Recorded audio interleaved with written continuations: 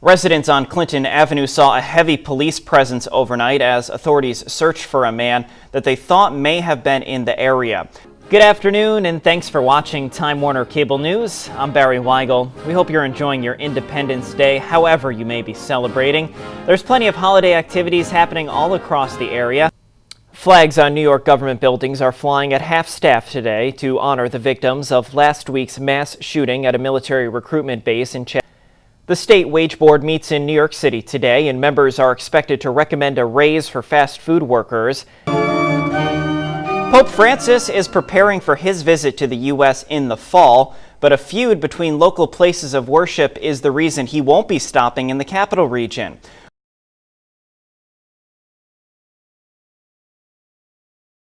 He's just about to land at JFK Airport in a helicopter that he just took over from the papal residence. And once he does arrive at JFK, he'll board the American Airlines flight to Philadelphia, which should take just under an hour.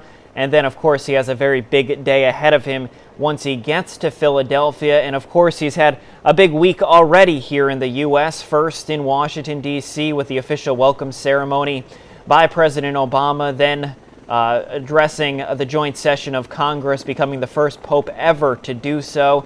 And then yesterday visiting the 9/11 memorial, as well as, of course, the main event, the big mass at Madison Square Garden in front of 18,000 to 20,000 people. Once again, just a little while ago, we saw Pope Francis leave the papal residence in New York City, board the military helicopter for the short hop over to JFK Airport, and the helicopters are just coming in now, landing, and the Pope will then get off the helicopter, get on the plane for the short trip over to Philadelphia. We want to give you a brief rundown of what's going to happen when he does arrive in Philadelphia. He's going to hold Mass at the Cathedral Basilica of Saints Peter and Paul. That's going to be around 10:30. And then later in the afternoon, 4:45, he's going to visit Independence Mall and also give a speech from Independence Hall, where the Declaration of Independence and the U.S. Constitution were signed. And then later this evening, he's going to stop by the Festival of Families at the Benjamin Franklin Parkway. And we also want to remind you, Time Warner Cable News has complete coverage of the Pope's historic trip. You can get unprecedented access and special stories on our papal channel, which is live on channel 199 on Time Warner Cable. So once again, we're going to stay with you live right here on Time Warner Cable News as the Pope gets off the helicopter onto the plane, getting ready to head over to Philadelphia for the World Meeting of Families.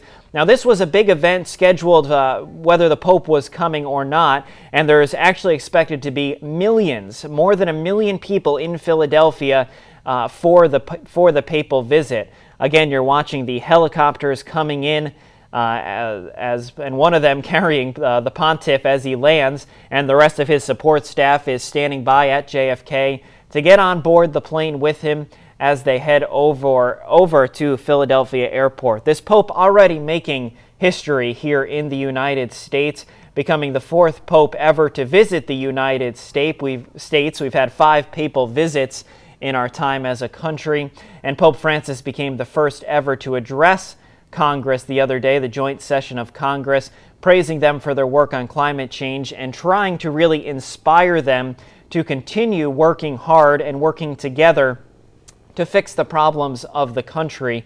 And then we heard a much different tone when he went over to the United Nations General Assembly, where he criticized the General Assembly for not preventing the wars that are currently plaguing the entire world, including the persecution of Christians and really all religious minorities around the world, including the Christians in Iraq and other war-torn areas.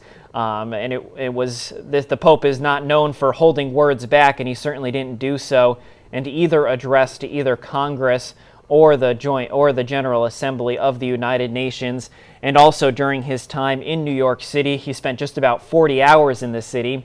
He also went to the 9/11 memorial. He laid a flower on one of the bronze panels around the reflecting pools, the south reflecting pool of the World Trade Center Memorial. And then he participated in a multi-religious ceremony where he ended by asking, and this is his traditional ending, he says, "I want everyone to pray for me, and even if you're not religious, just send me good wishes." And that really just characterizes how humble this Pope is.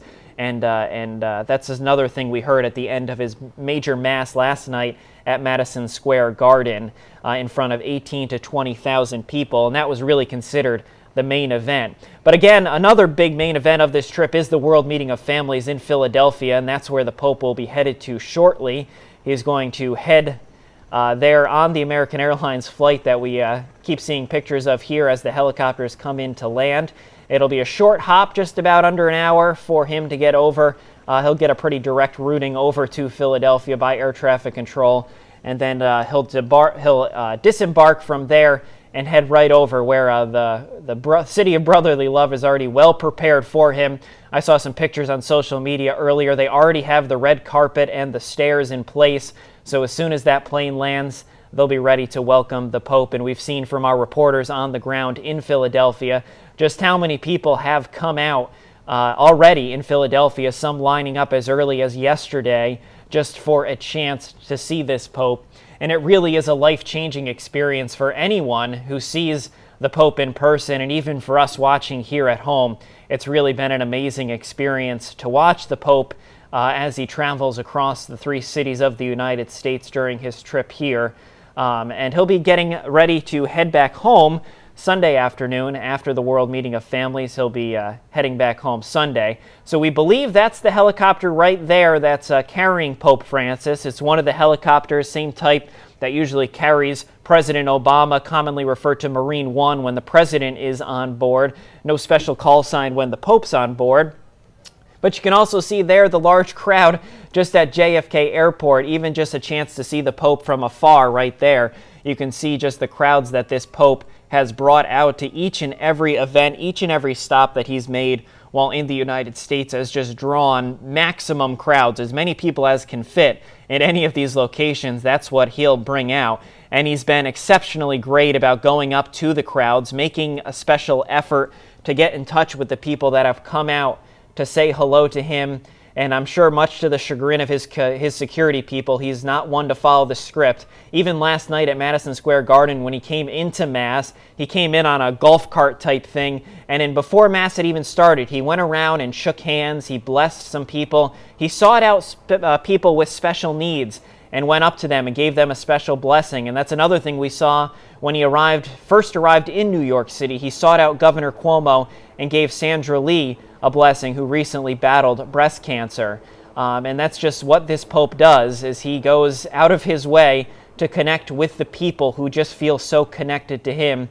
He's been called the People's Pope so many times, and during his trip here in the United States, he certainly has lived up to that reputation, both in the meetings, the individual meetings he's had with people, the small groups.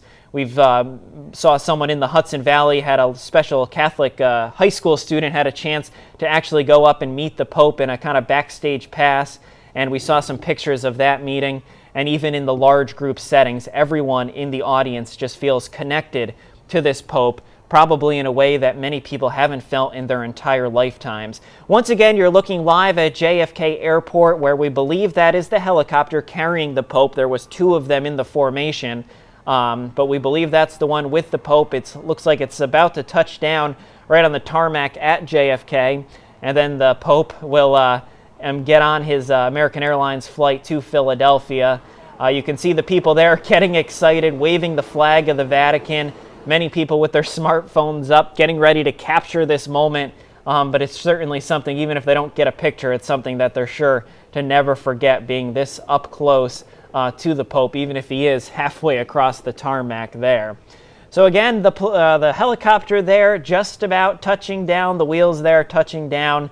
It'll come to a short stop there. They may do a little taxiing over to get him a little closer to the plane, and then he'll walk over to the plane that he's about to take to Philadelphia, while I'm sure some support staff is busily hurrying his Fiat over to Philadelphia too. He won't be taking the Fiat from the helicopter to the plane there. He'll be boarding an American Airlines Boeing 777, and unlike previous papal visits, this is just a regular plane. This plane flew a regular passenger flight just a couple days ago before it met him at Joint Base Andrews to pick him up. In previous visits, they've had modified planes similar to what Air Force One kind of looks like, with special areas for him. But the Pope will be sitting up in the first class section of the plane, while many of his support staff and the journalists will be sitting in the economy section of the plane. But this is not the cream of the crop. The plane is actually 15 years old, and it's a regular passenger plane, and again just speaks to the humility that the Pope has shown. No special treatment for him. He'll just get on board the regular flight there that has been chartered for him by the U.S. Conference of Catholic Bishops. You can hear the crowd starting to roar a little bit louder as the helicopter comes a little closer to them, as the excitement just starts to build as the Pope gets ready, I'm sure, to disembark and do what he loves to do best, and that is to get up close with the people. And in addition to the people waiting for him here at JFK, there's about 1 million people waiting for him in Philadelphia, all hoping to get a glimpse of the pontiff as he passes through and then on his way to the World Meeting of Families, where he'll briefly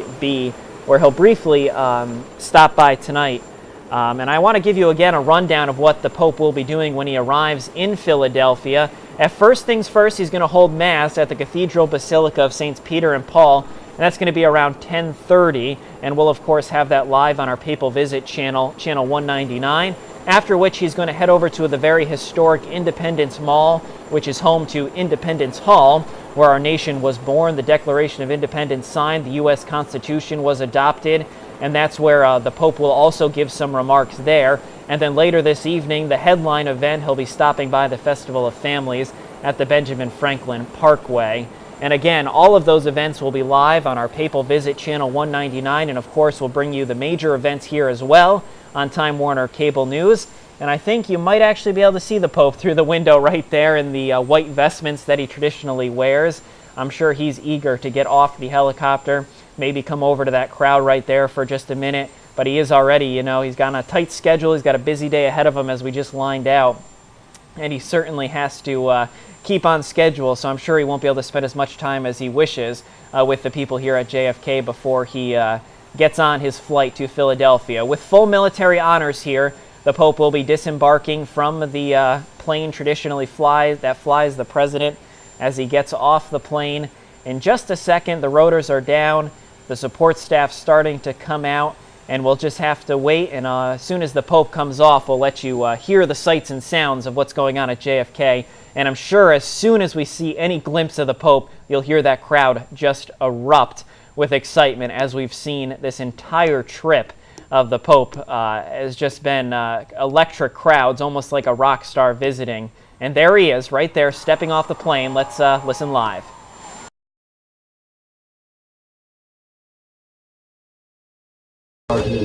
Just in front of 28 Albany car. It takes someone that has a lot of patience, someone that's able to handle a lot of stress. Right, panhandler in front, 202. Someone who's able to work all hours, holidays, Received. nights.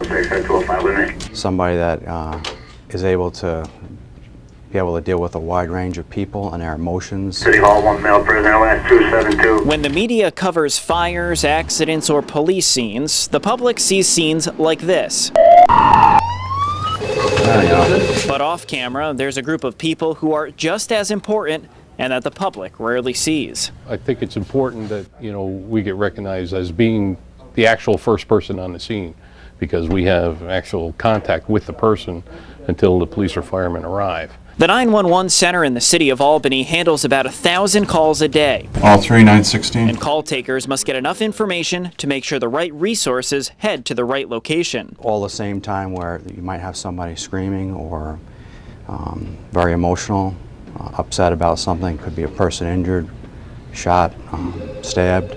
You'll get a heavy call where, somebody's either seriously injured or killed, and as soon as you're done with that call, you hang it up and pick up the next call that rings. Though there is certainly no typical day or typical call that these dispatchers get, the one thing they can always count on is that the phone is going to ring again.